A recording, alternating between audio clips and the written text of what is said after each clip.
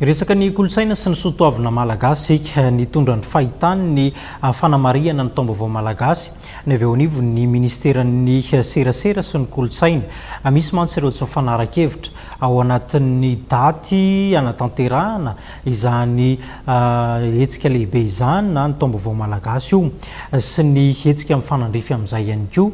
Ny avy eo anivon'ity ministera ity dia namoaka fanambarana izay mirakitra fa tokony hisy ny daty ray iraisana ary ny fomba mampanao iraisana ihany koa ao anatin'ny fanamariana sy ny fankalazana ity taom-baovao malagasy ity. Mipetraka ho ady hevitra goavana eto amin'ny firenena ny mikasika ny taom-baovao malagasy amin'izao fotoana izao. Fomba mampanao efa mitady azo toerana saingy mbola mampisavorivory ny ankamaroany ny sainy malagasy ny daty fanatanterahana azy. Namoaka fanambarana teo anivon'ny ministeran'ny serasera sy ny kolotsaina fa tokony hisy ny daty iray iraisana sy fomba iombonana amin'ny fankalazana ny taom-baovao malagasy mba tena ho antoky ny fampihavanana sy ny fampiraisana ny taom-baovao malagasy.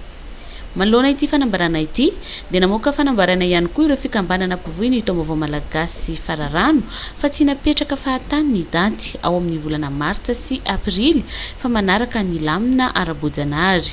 Namoafisin'ny mpitazona ny asin'ivon'ny Madagasikara sady filohan'ny fikambanana fitoasana mbola tiana Ramamonsoa fa ny taom-baovao malagasy dia tsy fety n'andriana fa fety ny malagasy tsy ankanavaka.